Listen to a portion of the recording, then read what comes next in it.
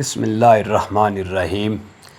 حجۃ الوداع کے موقع پر رسول پاک صلی اللہ علیہ وسلم نے موئے مبارک یعنی سر کے بال مبارک صحابہ کرام رضوان اللہ اجمعین میں تقسیم کیے۔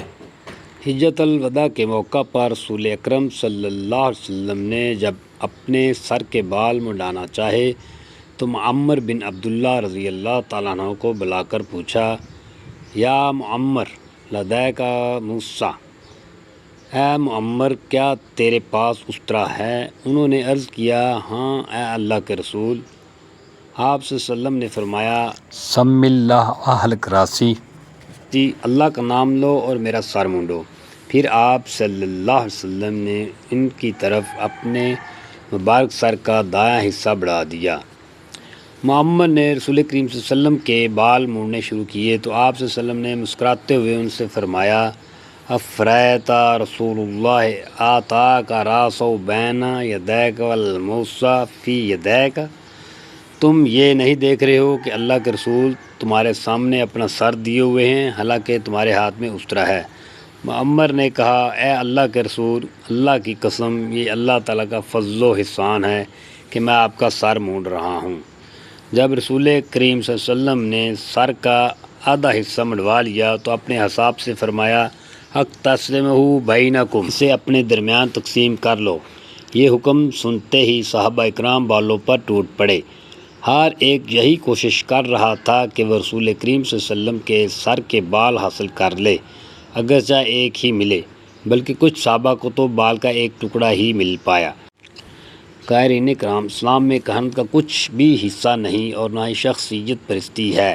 اسی طرح اللہ کے سوا کسی غیر کی عبادت کا کوئی حصہ اسلام میں نہیں ہے، لیکن اسلام نے مسلمانوں سے اپنے نبی کریم صلی اللہ علیہ وسلم سے محبت بلکہ خوب محبت کرنے کا تقاضا کیا ہے، جنہوں نے ہمیں کفر و ضلالت کے عمیق گڑھوں سے نکال کر ہدایت کی روشنی کی طرف بلایا اور جن کی محبت کی میزان کو اللہ تعالیٰ نے اپنی محبت قرار دیا۔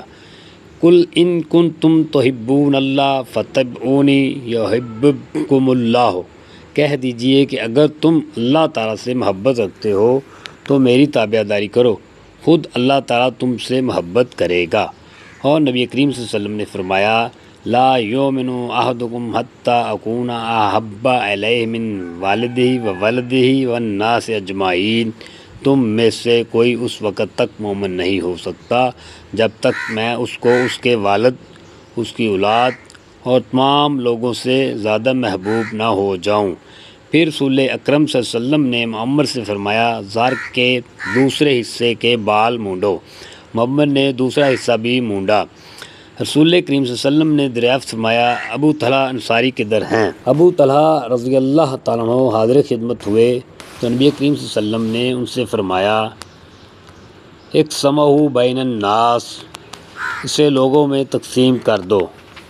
حضرت ابو طلحہ رضی اللہ تعالیٰ عنہ خوشی سے رو پڑے، طفع السرور علی حتی اننی من حول ما قد سرنی ابکانی، میرے اوپر خوشیوں کا جام اس قدر چھلک پڑا کہ مسرت و شادمانی کے غلبہ نے میری آنکھوں کو اشکبار کر دیا۔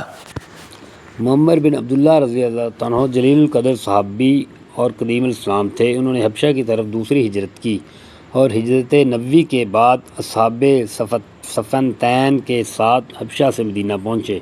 انہوں نے طویل عمر پائی، وہ اہل مدینہ میں شمار ہوتے تھے۔